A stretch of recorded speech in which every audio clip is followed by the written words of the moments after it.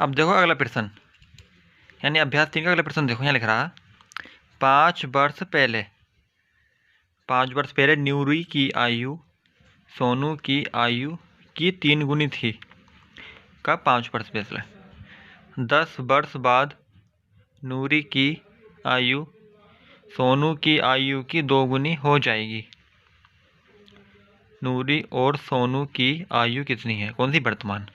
तो सवाल में पूछ कर रहा हूँ उनसे, ये नूरी और सोनू की जो आयु है अब वो पूछ रहा है। जो चीज़ हमसे पूछता है उसको हम क्या मानते हैं? उसकी हम एक्स वाई मानते हैं। क्या पूछ रहा? नूरी की आयु पूछ रहा, एक्स मानी। सोनू की आयु पूछ रहा तो वाई मानी। ये हमें मालूम नहीं है, वो ये हमसे पूछ रहा है। जिस चीज़ को पूछता है उसको हम एक्स वाई मानते हैं। आगे समझ में आगे होगी। अब देखो नूरी की आयु कितनी है? अब एक्स। सोनू की आयु अब कितनी है? वाई। अब सवाल पढ़ो। 5 साल पहले, पूरा माने पहले, तो नूरी की आयु कितनी होगी 5 साल पहले? X minus 5। सोनू की आयु कितनी होगी 5 साल पहले? Y minus 5। यानी 5 साल पहले नूरी की आयु सोनू की आयु की 3 गुनी थी। यानी नूरी की आयु कब? 5 साल पहले। तो सोनू की आयु कितनी थी? 3 गुनी। यानी नूरी की आयु कितनी है? X minus 5। और सोनू की आयु कितनी है आपकी? Y minus 5।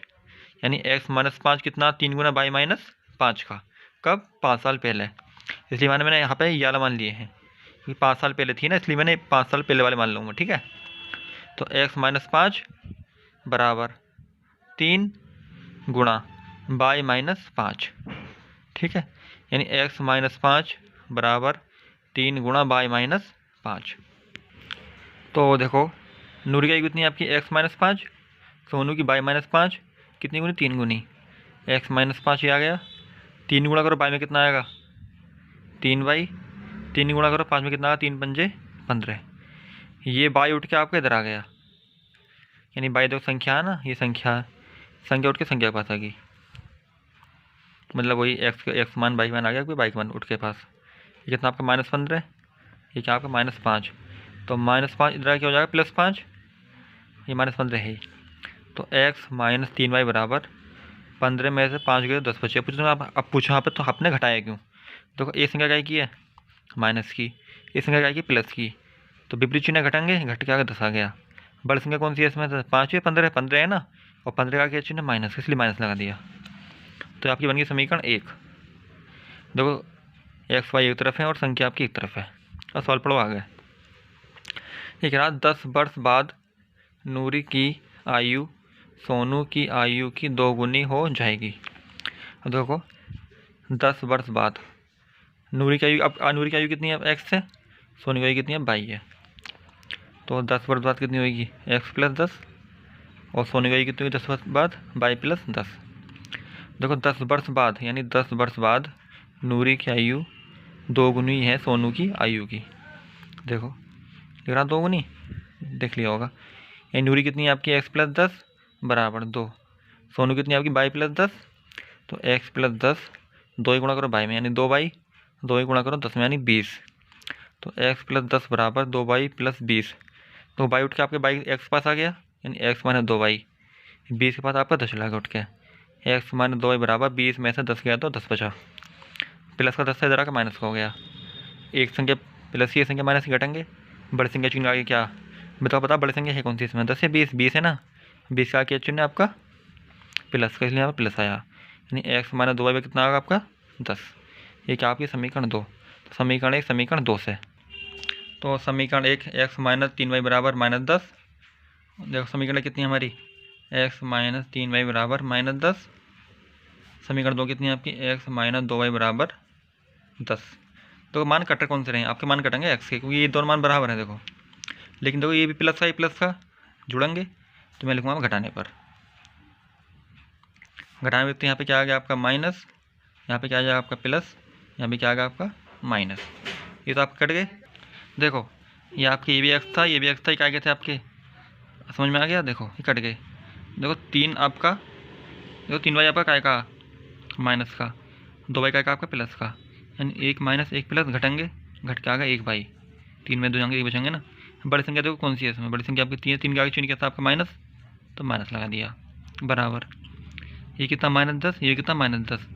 समान चिन्ह जुड़ेंगे, 10 10 20 होते हैं। बड़ी संख्या कौन सी है इसमें, दोनों 10 हैं, चिन्ह के साथ क्या आ गया माइनस का, माइनस लगा दिया, माइनस से माइनस खत्म, कितना है बाई बराबर आपका 20 आ गया। ठीक है, अब देखो ये बाई का मान रख दो समीकरण 1 में रख दो या 2 में रख दो, हम रखते हैं समीकरण 1 में। तो कितना x माइनस 3y बराबर -10, तो x माइनस बाई की वैल्यू कितनी है आपकी 20 बराबर -10, तो x माइनस 20 थी 60 बराबर -10, ये 60 आके इधर का आपका प्लस का हो गया, तो 60 में 10 से कितने बचे आपके 50 बचे, कितना है आपका x मान, देखो x मान आपका 50 आ गया, बाई का मान कितना है आपका 20, तो नूरी की आयु कितनी है आपकी x यानी 50, सोने की आयु कितनी है आपकी बाई यानी 20। सवाल पढ़ो, क्या कह रहा, आफ्ताब अपनी पुत्री से कहता है कि 7 साल पहले मैं तुमसे 7 गुनी आयु का था, अब से 3 वर्ष बाद मैं तुमसे केवल 3 गुनी आयु का रह जाऊंगा, दोनों की वर्तमान आयु ज्ञात करो। जो सवाल में पूछ कर रहा है वो वर्तमान आयु किसकी, दोनों की, जिस चीज़ को सवाल में पूछता है ना उसको हम मानते हैं, यानी माना आफ्ताब की आयु कितनी मानी हमने x और उसकी पुत्री की आयु कितनी मानी हमने y। ठीक है, अब देखो 7 साल पहले, तो 7 साल पहले आफ्ताब 7 साल छोटा होगा यानी x माइनस 7, पुत्री कितनी होगी आपकी y माइनस 7 होगी यानी 7 साल छोटी।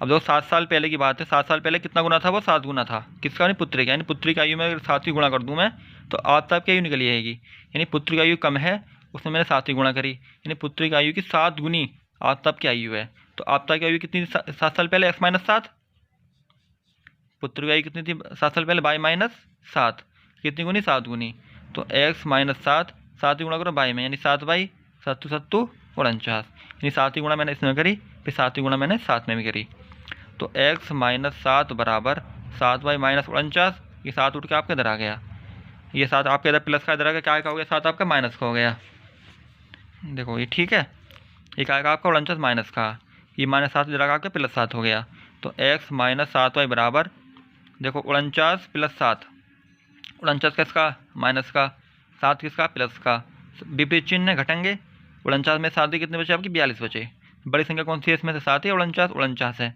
49 के आगे क्या चिन्ह आपका माइनस चिन्ह, इसलिए मैंने माइनस लगा दिया, ये क्या आपकी समीकरण 1। अब पढ़ो आगे, अब लिख रहा है अब से 3 वर्ष बाद, यानी कब से, वर्तमान आयु से, अब से 3 वर्ष बाद यानी x + 3 और y + 3, आपसे 3 वर्ष बाद कितना गुना है वो 3 गुना, कौन आफ्ताब अपनी पुत्री का, तो 3 साल बाद आफ्ताब की आयु कितनी होगी आपकी x + 3, पुत्री की आयु कितनी होगी आपकी y + 3, देखो अब कितनी है x है 3 साल बाद x + 3 और पुत्री की आयु y + 3, लेकिन आफ्ताब की उम्र कितनी है 3 वर्ष बाद, पुत्री की आयु की 3 गुनी, तो x + 3 बराबर 3 गुना, कोष्ठ बंद करें y + 3, ध्यान देंगे कोष्ठ बंद कर रखेंगे यहाँ पे, और 3 गुना इसमें भी होगी और 3 गुना इसमें भी होगी, तो पहले से उतार लो x + 3 3 गुना y यानी 3y, 3 गुना 3 यानी 9, ये आपका 3y उठ के इधर आ गया यानी x - 3y, ये आपका 3 उठ के इधर चला गया यानी 9 - 3, तो x - 3y बराबर 6, ये क्या आपकी समीकरण 2, ये प्लस का ये माइनस का घटेंगे, बड़ी संख्या कौन सी है 9 का चिन्ह कैसा आपका प्लस का, इसलिए प्लस आया।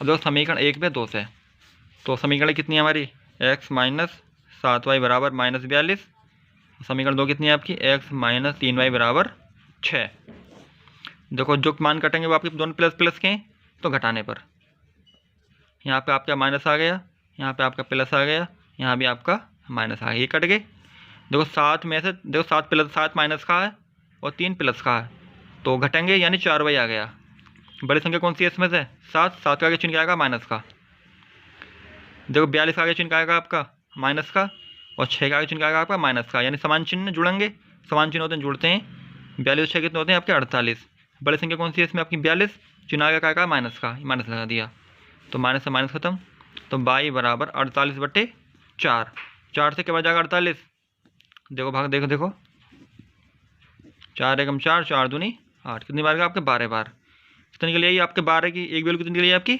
12 साल, ये मान उठा कर दो आपका समीकरण 1 में, तो x - 7y बराबर -42, तो x - 7 गुणा y कितनी है आपकी 12 बराबर -42, तो x - 12 7 84 बराबर -42, तो x बराबर -42, इधर आके प्लस का हो गया यानी 84, 84 में 42 कितने बचे आपके 42 बचे, यानी आफ्ताब की उम्र कितनी के लिए आपकी 42 साल और पुत्री उम्र कितनी के लिए आपकी 12 साल, ये सवाल आपका हो गया यहाँ पे फिनिश। अब देखो कोण वाले अभ्यास 3 के प्रश्न, यानी इस प्रश्न में कुछ चीज़ आती हैं। देखो अब देखो, जब ये क्या लिख रहा है आपका संपूरक, यदि सवाल में आपको संपूरक मिल जाए, क्या मिल जाए, संपूरक मिल जाए, तो कितना होता है दोनों कोणों का योगफल 180।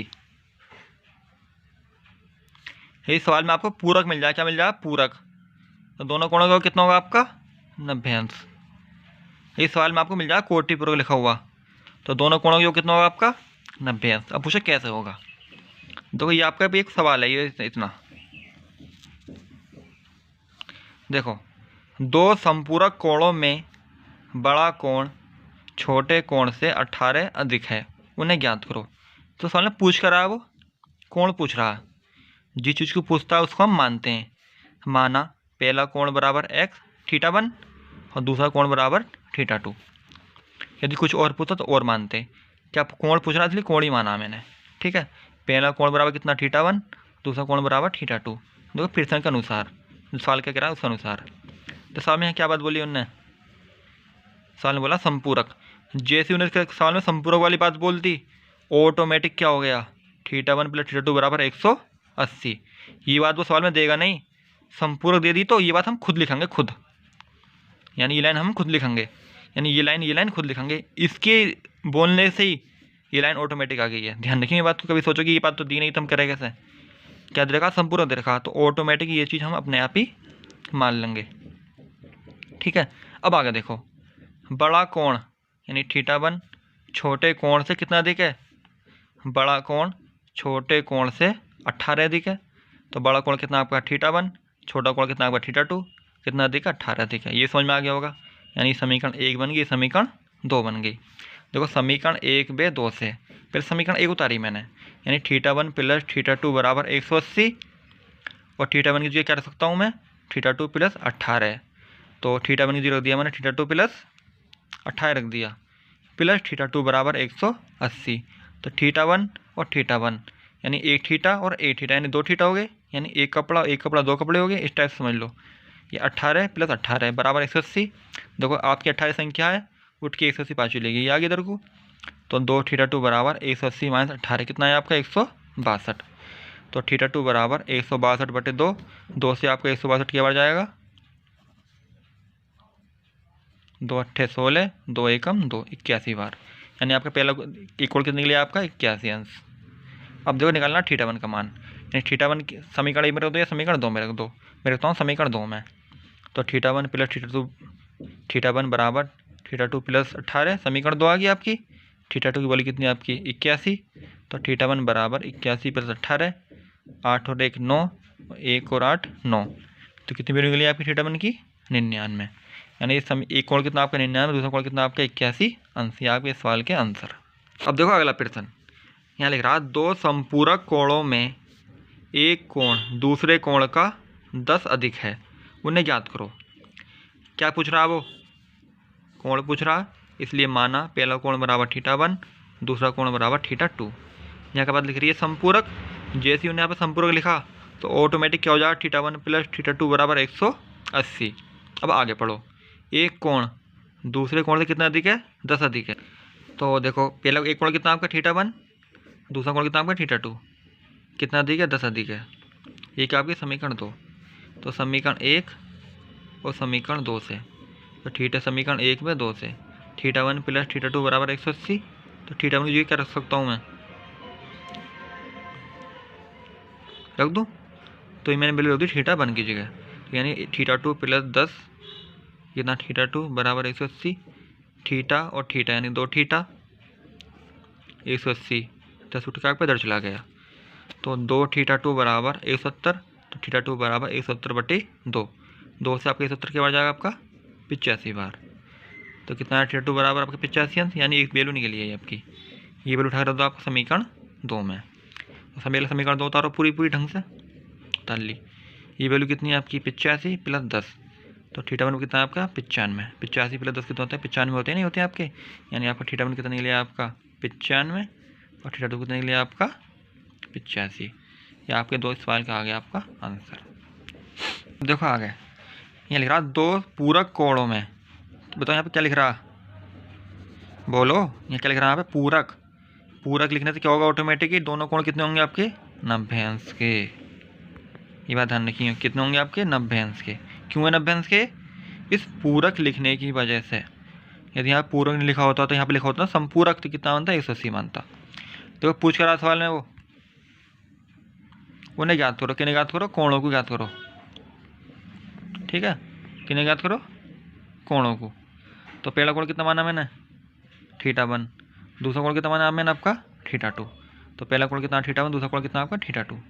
जिसे पूछता उसे मानते हैं ना, मानते हैं हम। तो θ1 प्लस θ2 बराबर 90। तो तो देखो बड़ा कोण यानी θ1 छोटे कोण से कितना अधिक है? 15 अधिक है। यानी बड़ा कोण छोटे कोण से 15 अधिक है। समझ में आ गया होगा आपका समीकरण 1 पे समीकरण 2 से। इससे समीकरण 1 पे 2 से। तो θ1 प्लस θ2 बराबर 90। तो θ2 प्लस 15, ये वैल्यू आपकी कहाँ से आई? यहाँ से उठ के यहाँ रख दी मैंने। ये कितना आपका θ2 बराबर 90। तो θ2 यानी 2 θ2 90। 15 उठ के इधर आपका माइनस हो गया। 90 में 15 कितने बचे आपके? 75 बचे। यानी θ2 बराबर 75/2 यानी 37.5। ऐसे भाग दिया मैंने। 2 तिया 6, 2 सत्ते 14, बचा 1 पॉइंट बढ़ाया, 0 लगाई, 2 पंजे, तो कितना आपका 37.5 आ गया। कितनी निकल गया आपका? 37.5। अभी बेल उठा के रख दो, किस में? यहाँ रख दो समीकरण 2 में। पहले समीकरण 2 उतारी तो θ2 जो कितना रखा मैंने? 37.5 प्लस 15। 37.5 प्लस 15 बराबर 52.5। ये आपकी वैल्यू किसकी है? θ1 की। θ2 कितना आपका? 37.5। यानी आपके दोनों मान निकल गया है कोणों के। आपका हो गया आंसर। यहाँ लिख रहा 2 कोटि पूरक कोणों में छोटा कोण बड़े कोण से 10 कम है। यानी छोटा कोण बड़े कोण से 10 कम है, तो उन्हें ज्ञात करो। देखो क्या पूछ रहा है आपका? वो कोण पूछ रहा है, कोण पूछ रहा है ना। तो पहला कोण कितना माना मैंने आपका? θ1। दूसरा कोण कितना माना मैंने आपका? θ2। क्या लिख रहा है आप है? कोटि पूरक। ऑटोमेटिक क्या आएगी ये? θ1 प्लस θ2 90 अंश। अब आगे पढ़ो। छोटा कोण यानी θ2 बड़े कोण से 10 कम है, यानी बड़े कोण से 10 कम है ना। छोटा कोण बड़े कोण से 10 कम। आगे समझ में? आगे होगी। तो समीकरण 1 पे समीकरण 2 से। पहले समीकरण 1 मैंने अच्छी तरह उतारी। θ1 की जगह क्या रखूँ मैं? कुछ नहीं, क्योंकि इस बार θ2 बदला मैंने। तो θ2 बराबर कितना रखूँगा मैं? θ1 माइनस 10। तो θ1 माइनस 10 बराबर 90। θ1 और θ1 2 θ1, जैसा आपका इधर जाके प्लस हो गया। 90 प्लस 10 यानी 100। तो 2 θ1 बराबर 100। तो θ1 बराबर 100/2। कितना निकल गया आपका? θ1 की वैल्यू 50। निकालना किसका मान है आप? θ2 का। तो ये उठा के मैं यहाँ रख देता हूँ। तो θ2 बराबर θ1 माइनस 10 है। तो θ2 बराबर कितना वैल्यू आपकी? 50। ये कितनी आपका? 10। कितना निकल गया आपका? 40। या फिर इसको उठा दो समीकरण 1 में, यानी θ1 प्लस θ2 बराबर 90 है। तो θ2 की जगह रखा 50 रखा, 50 उठ के इधर आ गया आपका माइनस हो गया। कितना निकल गया? आप θ2 की वैल्यू कितनी ली आपकी? 40। तो आपका पहला कोण कितना निकला आपका? 50 अंश। दूसरा कितना निकला आपका? 40 अंश। ये आपके सवाल का हो गया आंसर। देखो अतिरिक्त दिन वाले अभ्यास 3 के प्रश्न। देखो ये प्रश्न देखो, ये 3-4 प्रश्न है अभ्यास 3 में इस टाइप के। तो इस प्रश्न का मतलब क्या? जैसे कि देखो ये हमारी कोई लाइब्रेरी सही, या हमारी लाइब्रेरी सही, या टैक्सी सही, या हमारे भोजनालय सही। यानी तीनों चीज़ का कोई ऐसा मतलब कि हमारा एक सिस्टम ये है, यानी एंट्री फीस, जो इनकी एंट्री फीस है ना, एंट्री फीस यानी जो एंट्री फीस, जैसे मैं लाइब्रेरी गया, 5 दिन, तो एंट्री फीस मैं दूँगा 500 रुपये। अब ये बंदा दूसरा वाला, ये लाइब्रेरी का 1 महीने, तो एंट्री फीस ये भी 500 रुपये देगा। चाहे 1 दिन जाओ तो भी एंट्री फीस कितनी रहेगी आपकी? 500 रुपये रहेगी। यानी 1 दिन जाओ, 2 दिन जाओ, 100 दिन जाओ, 1000 दिन जाओ, एंट्री फीस 500 रुपये रहेगी। जो एक्स्ट्रा चार्ज होगा डेली बैठने का वो अलग से होगा। क्या होगा? वो चार्ज अलग से होगा। यानी मैं 1 दिन बैठा 500 रुपये दूँगा मैं, एंट्री फीस 500 रुपये। यानी 1 दिन बैठा तो मैं 20 रुपये दूँगा, यानी 520 रुपये दूँगा। ये बंदा बैठा आपका 2 दिन बैठा, यानी एक्स्ट्रा पाँच एक्स्ट्रा आपकी कितना होगा, 4 तो आपका 500 रुपये होगा, 2 दिन कितना होगा 40 रुपये, यानी देगा 540 रुपये। यानी जो एंट्री फीस है ना, एंट्री फीस यानी एडिशन फीस, ये सबकी एक समान ही है। ये आपकी नियत है, नियत। जो अतिरिक्त आपका अतिरिक्त है किराया, जो भी चीज़ आपकी अतिरिक्त वैल्यू है, वो आपकी दिन के हिसाब से है। यानी 2 दिन करा 2 दिन के हिसाब 2 की गुणा करो, उसमें 4 दिन करा 4 की गुणा करो, 20 दिन करा 20 की गुणा करो, यानी एंट्री फीस आपकी एक बराबर ही होगी। अब पढ़ते हैं सवाल। देखो एक नगर है, जिसको हमारे बड़े नगर हो, दिल्ली विल्ली होगी जैसे, एक नगर में टैक्सी के भाड़े में, एक नगर में टैक्सी के भाड़े में एक नियत भाड़े के अतिरिक्त, यानी एक नियत भाड़ा के अतिरिक्त चली गई दूरी पर भाड़ा सम्मिलित किया जाता है। 10 किलोमीटर की दूरी के लिए 105 रुपये देने पड़ेंगे, 15 किलोमीटर की दूरी के लिए 155 रुपये देने पड़ेंगे। तो हमें नियत भाड़ा और प्रति किलोमीटर भाड़ा क्या है वो हमें निकालना है। यानी जो हमारी एंट्री फीस कितनी है और 1 किलोमीटर के हिसाब से जो हमें जो चार्ज लग रहा है वो कितना है, निकालेंगे। पहले दोनों निकालेंगे, उसके बाद देखेंगे हम 25 किलोमीटर जाएंगे तो हमारा कितना किराया लगेगा। अब देखो, एक नगर में टैक्सी के भाड़े में एक नियत भाड़े के अतिरिक्त चली गई दूरी पर भाड़ा सम्मिलित किया जाता है। देखो नियत भाड़ा पूछ रहा है आपका और प्रति किलोमीटर भाड़ा पूछ रहा है आपका। तो नियत भाड़ा जाओ आपको पूछ कर आपका नियत भाड़ा पूछ रहा और प्रति किलोमीटर भाड़ा पूछ रहा। जो चीज़ पूरा उसको हम मानते हैं। नियत भाड़ा कितना माना मैंने आपका, x माना, और अतिरिक्त किराया कितना माना मैंने आपका, y माना। फिर अनुसार मैं कितने किलोमीटर चला आपके शुरू में चला मैं 10 किलोमीटर, यानी 10 किलोमीटर तो मैं चला प्रति किलोमीटर के हिसाब से। और वो कितना चार्ज है मेरा, सरचार्ज कितना आपका, यानी एंट्री फीस कितनी है आपकी, मैंने 100 रुपये मानी थी। यानी ये तो आपकी जुड़ेगी, यानी एंट्री फीस और प्रति किलोमीटर, यानी 10 किलोमीटर के लिए कुल चार्ज कितना आपका 105 रुपये। ठीक है। अब देखो आगे कितना गया मैं, 15 किलोमीटर। 15 किलोमीटर के लिए मैं एंट्री फीस तो दूंगा, एंट्री फीस दूंगा ना, और प्रति किलोमीटर कितना दूंगा, 15 किलोमीटर के हिसाब से क्या रुपये दूंगा, 155 रुपये। यानी x प्लस 10y बराबर कितना आपका 105, x प्लस 15y बराबर कितना आपका 155 रुपये। देखो ये समीकरण एक बन गई, समीकरण आपकी 2 बन गई। अब देखो इसमें x y का मान बराबर है, ये आपके कटेंगे। देखो यहाँ पर दोनों चिन्ह क्या समान चिन्ह है, तो घटाने पर ये माइनस आ गया, ये माइनस आ गया आपका, ये भी माइनस आ गया, ये कट गए। 15 में से 10 से कितने बचे आपके 5। भाई पूछो घटाया क्यों, क्योंकि एक प्लस का माइनस का घटेंगे। बड़ी संख्या 15 के चिन्ह माइनस का, 155 में से 105 कितने बचे आपके 50 बचे। बड़ी संख्या कौन सी आपकी 155 कितना चिन्ह माइनस का, ये कट गए। तो y बराबर 50/5 कितना है आपका 10। यानी कितना निकल के आया आपका अतिरिक्त किराया आपका 10 रुपये निकल आया। यानी जो हमारा प्रति किलोमीटर किराया कितना निकल आया हमारा 10 रुपये। क्या निकलना, नियत किराया निकालना, यानी वो चार्ज कितना हमारा सबके लिए, जो सबके लिए चार्ज है ना एक बराबर, वो कितना हमें निकालना है। यानी ये उठा के माना दो समीकरण 1 में। तो x प्लस 10y बराबर 105। अब जो आपका समीकरण 1 में को रखा, ये y का मान मालूम है, x मान निकाल लेंगे, इस बारे में समीकरण 1 में रखा, समीकरण 2 में गुना रखा, रख दो समीकरण 2 में भी, तो भी ये आ जाएगा आंसर। तो x प्लस 10y बराबर 105, y की वैल्यू कितनी है आपकी 10 बराबर 105। तो x 10 ढाई 100 बराबर 105। ये 100 आपका काय प्लस का इधर आकर माइनस का हो गया। तो 105 में से 100 के कितने बचे आपके 5 रुपये बचे। यानी अतिरिक्त किराया कितना हमारा 10 रुपये, और वो कितना नियत किराया जो सबसे चार्ज लिया जाएगा 5 रुपये। यानी टैक्सी में मैं एक बार बैठ के उतर जाऊँगा ना, तो मुझे क्या रुपये दूँगा 5 रुपये दूँगा। वो क्या करना, बैठे क्यों थे इसलिए 5 रुपये तो मैंने पिटोगे फिर। तो नियत किराया कितना आपका 5 रुपये, और अतिरिक्त किराया कितना आपका 10 रुपये। यानी मैं एंट्री 5 रुपये दिए मैंने बैठते ही। 1 किलोमीटर गया तो 15 रुपये दूँगा, 2 किलोमीटर गया 25 दूँगा, 3 किलोमीटर गया 30-35 दूँगा, 4 किलोमीटर गया 45 दूँगा, और 25 किलोमीटर गया 255 रुपये दूँगा। अब देखो 25 किलोमीटर के लिए आगे, देखो 25 किलोमीटर के लिए पूछा नहीं पूछा सवाल में, देखो ऊपर देखो लाइन में देखो लिख रहा होगा 25 किलोमीटर के निकालो। तो 25 किलोमीटर के लिए यानी x प्लस 25y, ये वैल्यू कितनी है आपकी 5 रुपये, ये वैल्यू कितनी है आपकी 10 रुपये। यानी 5 प्लस 25 250, यानी 255। अब पूछा आपने पहले गुणा क्यों करी, जोड़ा क्यों नहीं। हमेशा पहले गुणा होती है बाद में जोड़ होता है, ध्यान रखिए। पहले आपका भाग होता है, फिर गुणा होती है, फिर जोड़ होता है, फिर आपका घटाव होता है। यदि मैं से जोड़ता 35 दाई कितने 350 आता ना, आता गलत आंसर आया था। इसलिए अब देखो साल में भाग तो है नहीं, पहले गुणा है, इसलिए मैंने पहले गुणा करी। अब जोड़ है, मैं जोड़ कर दिया। यदि हम ऐसे करते 5 प्लस 25 गुणा 10, यदि मैं पहले जोड़ दूँ कितना आ गया 35, 30 आ गया, 30 ढाई 300। तो आंसर गलत हुआ ना, हुआ। ध्यान रखना, हमें तो पहले गुणा करेंगे, पहले भाग करेंगे, गुणा करेंगे, जोड़ करेंगे, भाग और घटा करेंगे। भाग तो इसमें है नहीं, गुणा थी इसलिए मैंने गुणा करी। पहले फिर गुणा के बाद क्या करा, जोड़ करा। आगे समझ में आपका? ठीक है।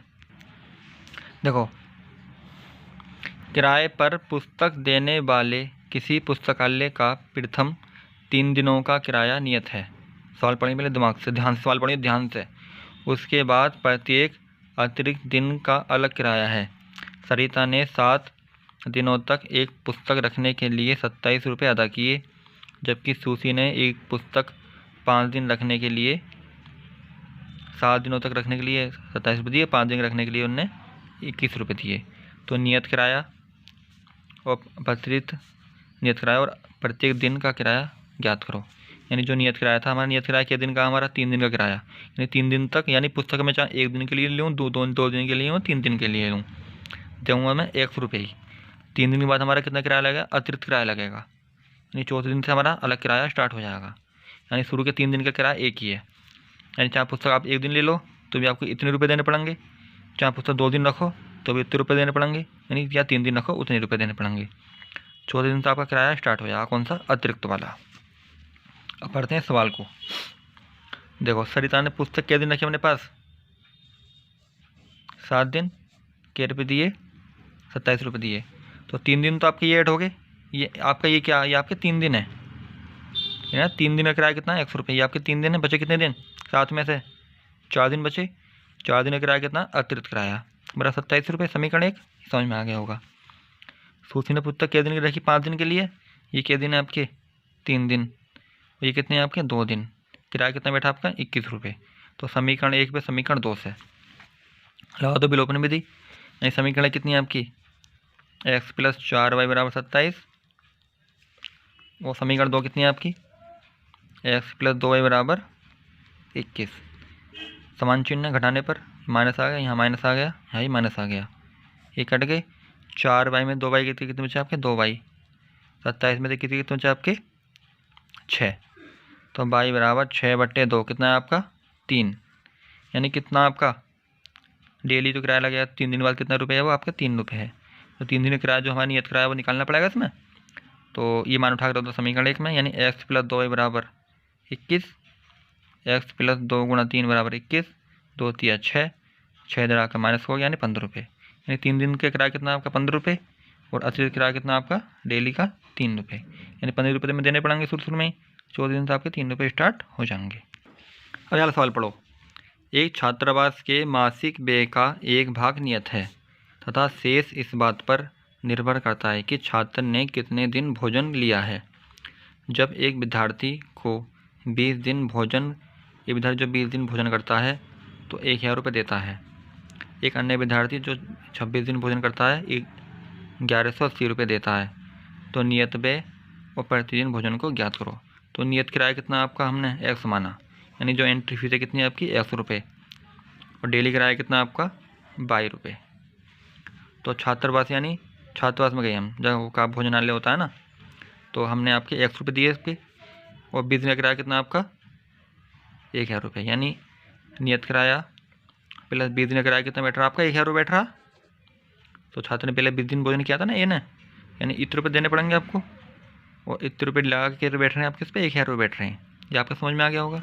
अब आगे देखो, बी ने कितने दिन भोजन किया आपका, 26 दिन भोजन किया, यानी इतने रुपये देगा, और 26 दिन के हिसाब से कितने रुपये और देगा वो, 1080 रुपये देगा, यानी इतने रुपये दिए और 26 दिन लगा के कितने दिए, 1080 रुपये। समीकरण 2। तो समीकरण 1 पे 2 से समीकरण कितनी है आपकी, x + 26 = 1180। समीकरण 2 कितनी है, x + b = आपका 1000। तो समीकरण 1 पे समीकरण 2 से समान चिन्ह घटाने लगा दिया मैंने, ये कट गया आपके। 26 में से 20 के कितने बचे आपके, 6 बचे, और 1180 में से 1000 के कितने बचे आपके, 180 बचे। तो y = 180/6, 6 से क्या हो जाएगा आपका 180 30 बार, यानी कितनी वैल्यू निकल के आई आपकी y की 30। y का उठा दो समीकरण 1 में, तो x + 20y = कितना आपका 1000, इसकी वैल्यू कितनी है आपकी 30, तो 20 × 30 यानी 600, ये 600 उठ के आपके इधर आ गया, कितना है आपका 400। यानी आपका कितना आपका सरचार्ज कितना, आपका किराया कितना आपका नियत किराया 400 रुपये, और डेली किराया कितना आपका 30 रुपये। ये आपकी फिनिश हो गया। कल मैं कराऊंगा सवाल रेलगाड़ी वाले, और 2-3 क्वेश्चन फालतू को नहीं कराऊंगा कल को। आप आज इतने सवाल समझो। ओके, वीडियो को लाइक कर दो, और सब्सक्राइब कर दो, और शेयर कर दो, ठीक है।